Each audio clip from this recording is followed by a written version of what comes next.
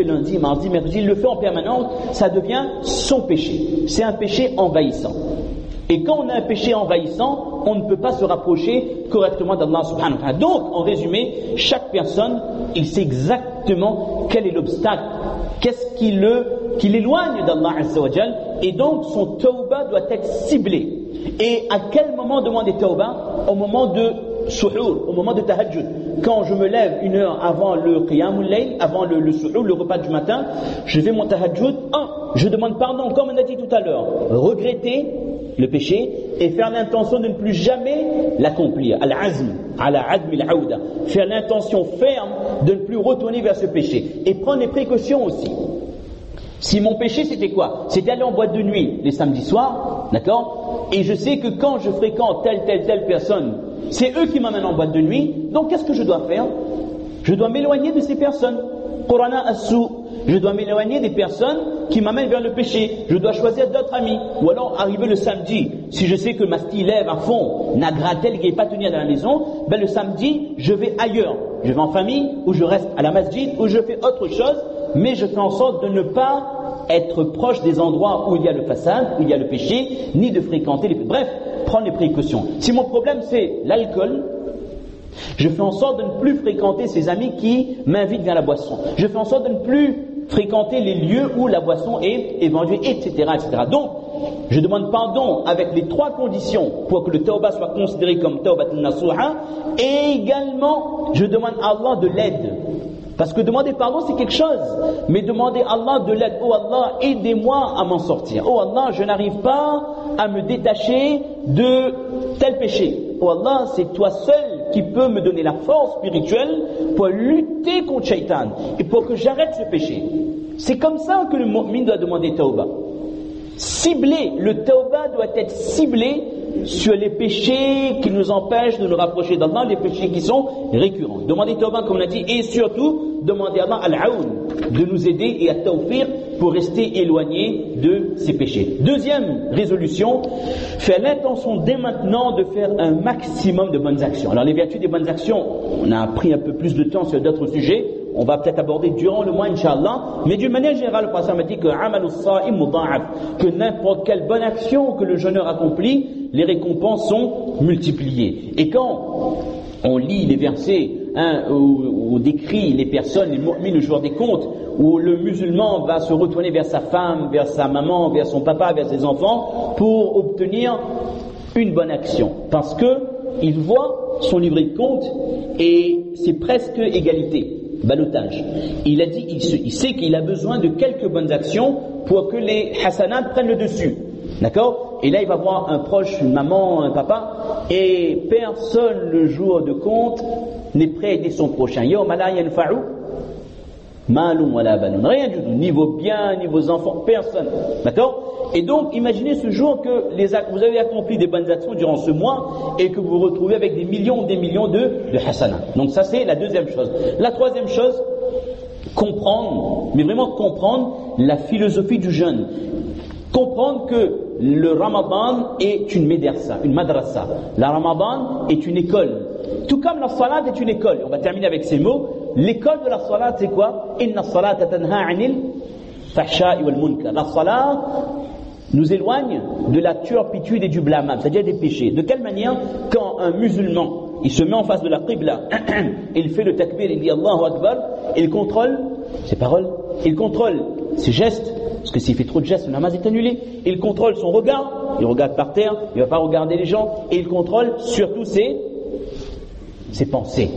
Dire que la salat est une école de concentration, est une école de soumission. Quand je fais 10 minutes ma salat, je suis soumis, mais tout mon corps et mon âme, mon esprit est soumis à Allah Azza wa Jal. Ça c'est l'école de la salat. L'école du Ramadan, c'est à peu près le même principe, mais ça s'étend sur une journée. Contrôler l'intégralité de ses sens pour Allah Azza wa Jal. Contrôler son nafs, son ego, ses envies uniquement pour Allah Azza wa Jal. Et à travers ce cheminement, je comprends comment est-ce que l'abstinence de nourriture et de boisson peut me permettre de rester éloigné des péchés. Manger, boire, c'est pas des péchés en temps normal. Ça devient des péchés du suhour jusqu'au iftar. Maintenant, si je suis capable de m'éloigner de ces actions qui à la base ne sont pas blâmables, mimbab aoula, il est tout à fait logique que je suis capable, je peux m'éloigner de ce qui est détesté par Allah. Le zina, l'adultère, le vol, la fornication, le riba, le bouhtan, etc. Ça, Allah les déteste toute l'année. Donc, si je peux m'éloigner de quelque chose qui n'est pas blâmable toute l'année, il est de mon devoir de m'éloigner de ce qui provoque la colère d'Allah subhanahu wa ta'ala. Également, chose importante, donc ça c'est faire le niyat sincère de rester éloigné des péchés et comprendre le cheminement et la relation qu'il y a entre l'abstinence de la boisson ou de la nourriture et la possibilité éveillée, la prise de conscience dans le cœur de chaque être humain que je suis capable de m'éloigner du haram, de ce qui provoque la colère d'Allah subhanahu wa ta'ala. Et dernier point, ne pas hésiter à demander, à poser des questions aux ulama. Des questions concernant bien sûr les masaïl du jeûne, qui doit jeûner, une femme qui attend un bébé, une femme qui allait, etc. Est-ce que telle chose annule le jeûne? Est-ce que si j'ai fait le wudu, j'ai avalé de l'eau sans faire exprès, ça annule le jeûne? Est-ce que si j'ai ouvert mon frigidaire, j'ai bu une gorgée d'eau, un peu d'eau glacée, est-ce que mon calme était... Bref, les masaïl, on appelle les ahkam de fiqh, ça bien sûr les savants sont là, mais aller un peu plus loin, demander aux ulama c'est quoi le vrai jeûne et essayer de développer le jeûne. Les ulama disent que quand un musulman jeûne, c'est son cœur également qui jeûne. Le jeûne du cœur, c'est quoi? C'est enlever du cœur l'orgueil, tout ce qui est mauvais, toutes les maladies spirituelles, la jalousie, les mauvaises pensées. Ça, c'est un cœur qui jeûne. Quand je vois mon prochain, quand je suis en état de jeûne, je ne dois pas tout d'abord voir ses défauts.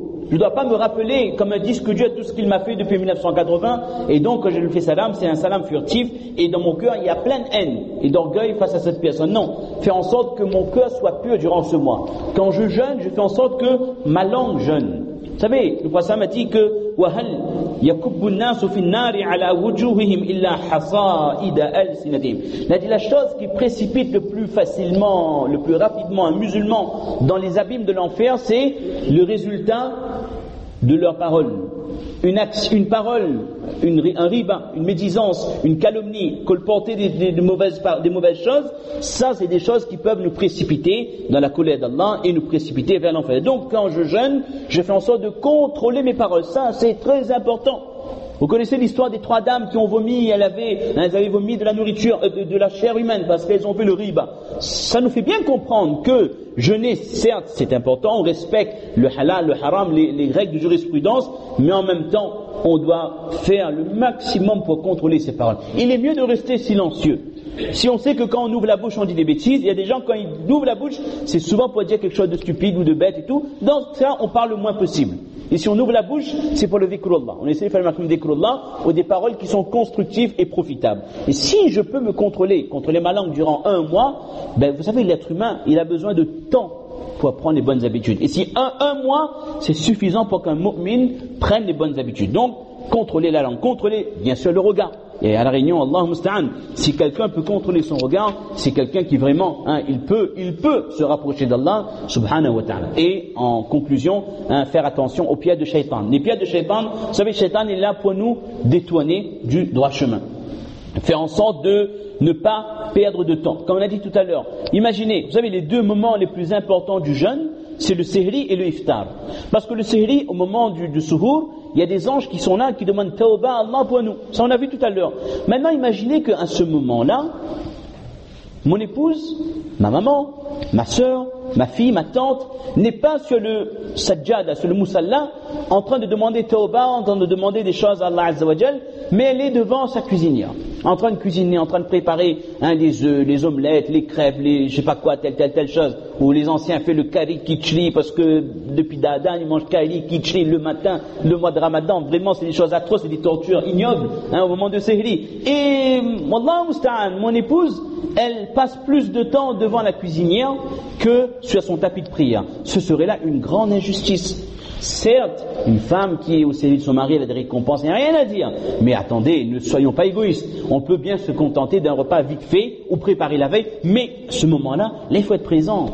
Quand les anges sont là, ils demandent istighfar pour nous, c'est ce moment-là qu'il faut répondre présent. C'est le moment clé du Ramadan, quand on commence l'effort et on fait le niyya de jeûner. Et l'autre moment clé, c'est le moment de rompre le jeûne. Alors, c'est le moment de rompre le jeûne. Moi, machiste et macho, je suis en train de faire doigts, beaucoup de doigts, au moment de rompre le jeûne, en même temps il fait dans, en même temps il veille le samoussa, le katem, il commence par aller, ensuite le katem, ensuite là, le poulet, après il me retourne vers le goulgoulan, d'accord, et il veille comme mon camarade, n'a pas les mêmes réflexes que moi, bref, je fais mon doigt, et ma femme, miskina, elle est devant le poêlon en train de retourner les samoussa, un côté doré, l'autre côté moins doré, et c'est 30 jours passent comme ça, mais dites-moi, alors que le prophète m'a dit qu'au moment de rompre le jeûne, doua du jeûneur est accepté, est exaucé. Mais comment je serais injuste d'imposer à ma femme, de me dire comme il rentre, il faut que le gâteau est chaud. S'il n'est pas chaud, ça va chauffer. Elle dit pour moi, manger, il faut que les chaud, mais il ne faut pas que les froids, mais pas trop bouillantes non plus. Parce qu'il faut m'y manger vite et puis m'y prépare moi, mais ça à la vie. C'est-à-dire que si tu as fait les gâteaux après le maghrib, ça va être trop chaud. Et si tu fais avant, ça va être froid. Donc il faut faire au moment de casser carême. Quand Azan s'est donné, c'est là le moment où il faut retirer les samoussas, les katet, tralala, du feu. C'est-à-dire, je prive mon épouse des rahamat et je suis directement responsable. Il ne faut pas oublier que la maman, c'est le moteur de la maison. La maman, vous savez, une femme vertueuse peut amener un mari vers le droit chemin. Tout comme une femme dévergondée peut détourner un homme pieux. Un homme peut-être, subhanallah, j'allais dire excessivement, extrêmement pieux, passer une jeunesse dans l'adoration d'Allah, mais un jour, il a flashé sur une femme magnifique, bombastique, fantastique, si vous voulez, et du jour au lendemain, il perd toutes ses valeurs. Il a vu, c'est qu'on a dit le coup de foudre, d'accord? Le coup de foudre qui fait qu'il est prêt à faire fi de toutes ses valeurs pour rejoindre cette personne qu'il trouve excessivement belle. C'est-à-dire, une femme dévergondée peut détourner un homme pieux, un homme qui a grandi dans l'obéissance d'Allah. Mais une femme vertueuse peut également ramener un homme égaré vers Allah. Imaginez-vous une femme, vous épousez une femme, et la nuit de noces, après avoir fait ce qu'il fallait faire, elle se réveille à 3 heures du matin, elle prend son bain, bon, bien sûr, et elle ouvre son tapis de prière et commence à faire la salade. Alors moi, je ne vais pas rester là, me gratter le dos, le ventre et regarder. Normal qu'un homme se dit que malgré le gros lot, c'est une femme pieuse, j'ai lieu de quoi elle est en train de ronfler devant elle, automatiquement l'homme va essayer de faire comme elle. Vous savez, une femme vertueuse, c'est un cadeau, c'est pas le sujet du jour. Dans les bayans de Nika, on dit que parmi les trésors de ce dunya, une femme vertueuse. Donc, si ma femme, je prive mon épouse de ses qualités, de ses bénédictions d'Allah, mais quand est-ce qu'elle va se ressourcer? Dites-moi. Si c'est pas ce mois-là où elle va décoller spirituellement, et quand mon épouse, elle va cumuler les rahmats d'Allah, elle va être une femme vertueuse, sa piété va rejaillir sur toute la maison, bien plus que moi quand je suis pieux, parce que moi mes actes